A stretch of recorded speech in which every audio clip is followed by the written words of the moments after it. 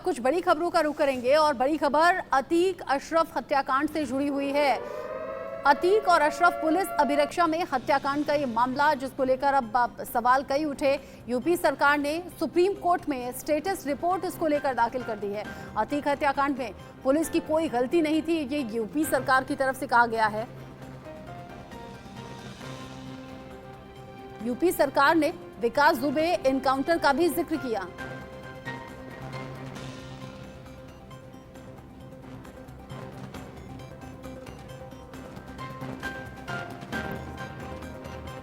मामले में अगली सुनवाई अब 3 अक्टूबर को होगी। यूपी सरकार ने कहा है अतीक अशरफ हत्याकांड में पुलिस की कोई गलती नहीं थी।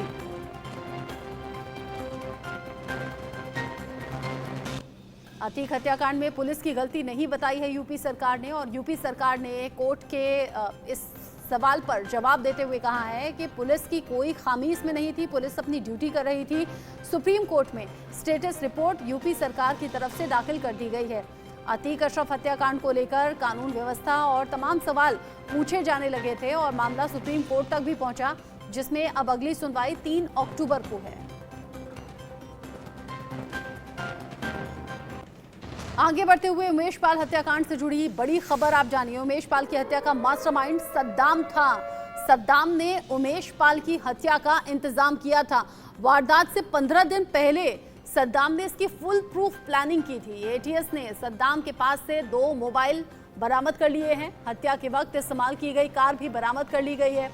हत्याकांड से 21 दिन पहले झांसी गया था सद्दाम। उमेश पाल हत्याकांड को लेकर ये बहुत बड़ा खुलासा, और खुलासा ये कि सद्दाम नाम का शख्स था जिसने फुल प्रूफ प्लानिंग की थी कैसे उमेश पाल का मर्डर किया जाना है।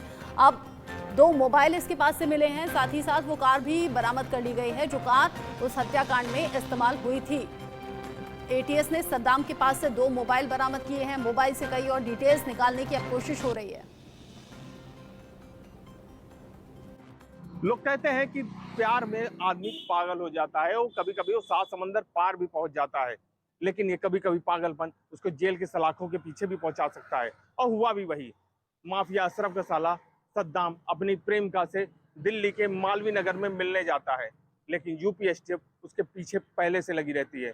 जैसे ही वो अपनी प्रेमिका अनम से मिलने पहुंचता है सद्दाम, तो वैसे ही यूपी एसटीएफ उसको गिरफ्तार कर लेती है। और गिरफ्तारी के बाद अब जो यूपी एसटीएफ है उसकी प्रेमिका से भी पूछताछ करने की तैयारी कर रही है कि उसके कौन कौन से राज उसको मालूम है। साथ ही सद्दाम जो है वो नए नए खुलासे कर रहा है, जैसे शाइस्ता परवीन कहाँ है, उसकी बहन जैनब फातिमा कहाँ है, साथ ही जो गुड्डो मुस्लिम कहाँ है, साबिर कहाँ है और अरमान कहाँ है, इन सब के बारे में भी लगातार वो कई राज उगल रहा है। साथ ही अतीक और अशरफ की जो काली कमाई थी वो देश और विदेश में वो कहाँ कहाँ उसने खपाई थी, उसके बारे में भी वो लगातार राज उगल रहा है। तो देखना होगा यूपी एसटीएफ और यूपी पुलिस जो राज उगल रहा है उन पे कितनी कार्रवाई कर पाती है। Amit Srivastava, India news, Prayagraj. आशीष गुप्ता इस खबर को लेकर ज्यादा अपडेट के साथ जुड़ गए हैं, इंडिया न्यूज संवाददाता आशीष। जिस तरीके से सद्दाम को पकड़ा गया है, कई और सबूत पुलिस के हाथ लगे हैं, अब आगे किस तरीके का एक्शन हो सकता है और इसका खुलासा हुआ कैसे?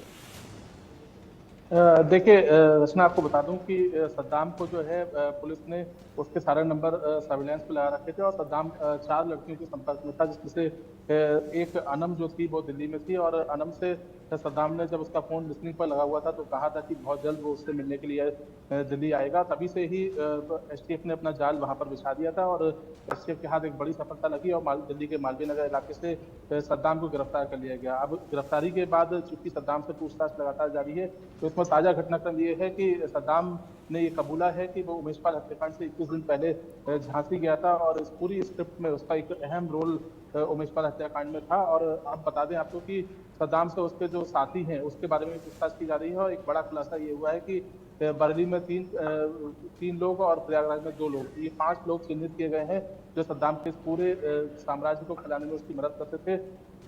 बरेली में एक प्लाईवुड कारोबारी, एक मोबाइल कारोबारी और एक प्रॉपर्टी डीलर, ये 3 लोग चिन्हित किए गए हैं। उनके नंबर सर्विलांस लगाए गए हैं। इसके अलावा 2 अन्य लोग जो प्रयागराज में रहते हैं, उनकी भी तलाश की जा रही है। इसके अतिरिक्त सद्दाम को जिस तनाही बैरक में रखा गया है, वहां पर सद्दाम ने कहा है कि उसको अकेले न रखा जाए, क्योंकि वो धारा 302 का मुजरिम नहीं है। लेकिन जो जेल अधीक्षक हैं, उन्होंने उससे अब 10 लोगों के नामों की लिस्ट मांगी है, जो उससे जेल में जाकर मुलाकात करें, और उनको भी कड़ी सुरक्षा व्यवस्था के बीच और कड़ी निगरानी के बीच ही सद्दाम से मिलने दिया जाएगा। और अभी देखना यह भी होगा कि इस पूरे इतने लंबे चौड़े घटनाक्रम के बाद सद्दाम से मिलने की हिम्मत जेल में कौन जुटा पाता है। जी रचना, नजर रखी जाएगी पुलिस के जरिए हर एक मूवमेंट पर। साथ ही साथ ये भी देखा जाएगा कि सद्दाम से मिलने के लिए कौन आता है, कौन कौन उसके कनेक्शन में है, और अब इसी तरीके से पूरे इस नेक्सस का खुलासा हो भी पाएगा। आशीष, लेकिन सद्दाम को पकड़े जाना और वो भी उमेश पाल हत्याकांड में मास्टरमाइंड के तौर पर सामने आना, अब क्या जो जांच अधिकारी हैं वो संतुष्ट इस जांच से हैं? और क्या सबसे बड़ी बात ये है कि सद्दाम ने क्या अपना ये जुर्म कबूला है? क्या उसने माना है कि हाँ उसी ने इस पूरे हत्याकांड की साजिश रची थी? देखिए रचना, इस सवाल के जवाब के लिए हमको पीछे जाना होगा। सन 2020 में जब अतीक बरेली था, उसके बाद यहाँ से उसे प्रयागराज जेल में शिफ्ट किया गया था। उसके बाद उसका भाई अशरफ बरेली जिला जेल में बंद था, और अशरफ को जेल में अंदर सुविधाएं मुहैया कराने के लिए, अशरफ से अवैध मुलाकातें कराने के लिए अशरफ का साला सद्दाम यहाँ पर बरेली के फाइट इनक्लेव में फर्जी आईडी से एक कमरा लेकर किराए पर रहने लगा। उसने अपने दोस्त नाजिश और लल्ला गद्दी के साथ में यहाँ पर अपना साम्राज्य फैलाना शुरू किया, और मोटिव यही था कि बरेली में भी जमीनों पर कब्जे, दहशतगर्दी और तमाम लोगों को डराने धमकाने का खेल शुरू यहाँ पर उन लोगों ने कर दिया था। और जेल में जो जितनी भी अवैध मुलाकातें होती थी, उसमें जो उसका मास्टरमाइंड था, जो की पर्सन था, वो सद्दाम ही था। लिहाजा जब उमेश पाल हत्याकांड की स्क्रिप्ट लिखी गई, तो निश्चित तौर पर अतीक और अशरफ के बीच में जो मैसेंजर का काम कर रहा था, वो सद्दाम ही था। वो फेस टाइम का इस्तेमाल करता था, तो व्हाट्सएप कॉल का इस्तेमाल करता था, और उसी के जरिए पूरे हत्याकांड का ताना बाना बुना गया। लिहाजा इस पूरे घटनाक्रम में अतीक और अशरफ के बाद जो सबसे ज्यादा पुलिस को सरगर्मी से जिसकी तलाश थी, वो सद्दाम था। और लिहाजा सद्दाम जब पुलिस की पकड़ में आ गया है, तो बरेली में एसपी सिटी को यहाँ का एसआईटी का इंचार्ज बनाया गया है। वो उस पूरे मामले की लगातार तहकीकात कर रहे थे। लिहाजा अब सद्दाम को कोर्ट में पेश करने के बाद रिमांड पर लिया जाएगा, और अभी भी उससे पूछताछ की जा रही है। तो उसमें निश्चित रूप से चौंकाने वाले सवाल, चौंकाने वाले जवाब जो है सामने आने वाले हैं, क्योंकि सद्दाम ही है वो व्यक्ति जो अतीक और अशरफ का राजदार था, और वही समय जीवित है, पुलिस के शिकंजे में है। जी रचना, बिल्कुल, अतीक और अशरफ का खात्मा हो गया, लेकिन सद्दाम बहुत से राज जानता है, और अतीक के भाई का साला सद्दाम पकड़ा गया है और गर्लफ्रेंड के चक्कर में पकड़ा गया। इस तरह की तमाम जानकारी सामने आ रही है। आशीष, आप रहिएगा, चूंकि सद्दाम को लेकर आपने बहुत सी जानकारी हमारे दर्शकों तक पहुंचा दी है, लेकिन सद्दाम की पूरी हिस्ट्री क्या है, इंडिया न्यूज संवाददाता की एक और रिपोर्ट हम देखते हैं। अतीक के भाई अशरफ की शादी 2003 में हुई थी। अतीक की पत्नी शाइस्ता परवीन ने हटवा के रहने वाली जैनब फातिमा से कराई थी। जैनब फातिमा इतनी खूबसूरत थी कि अशरफ ने देखते ही एक ही नज़र में उसे प्यार हो गया था, और उसने शादी के लिए हामी भर दी थी। और फिर शादी हुई।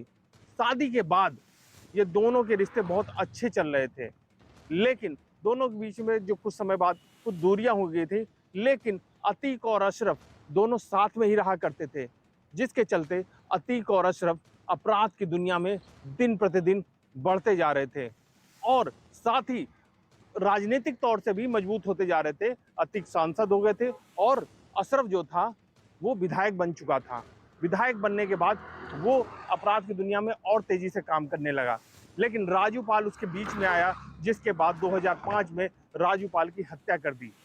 हत्या करने के बाद अतीक के परिवार के दुर्दिन शुरू हो गए। बसपा की सरकार आई और उसने इनके खिलाफ ताबड़तोड़ कार्रवाइयां की, जिससे इनकी कमर टूट गई और काफ़ी समय इनको जेल में रहना पड़ा। उसके बाद जब सपा की सरकार आती है, तो फिर ये बाहर निकले, और निकलने के बाद ये फिर से अपराध की दुनिया में कारोबार फिर से बढ़ाने लगे। उसी दौरान जो अतीक का भाई अशरफ है, उसने अपने साले को प्रमोट किया। साला जो सद्दाम है, आज यूपी एसटीएफ की गिरफ्त में है, और इस समय उससे रोज नए खुलासे हो रहे हैं।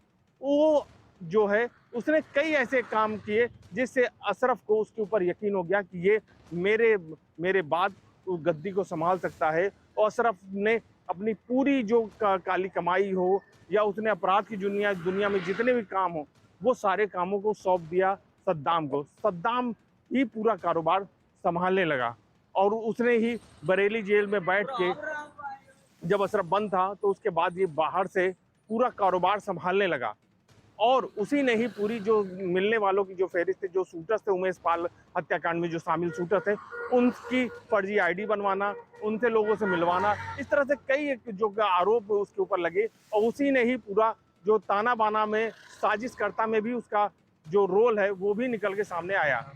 वो दिन प्रतिदिन नए खुलासे करता जा रहा है। अब देखना होगा कि और वो कितने राज उगलता है। Amit Srivastava, India News, Prayagraj.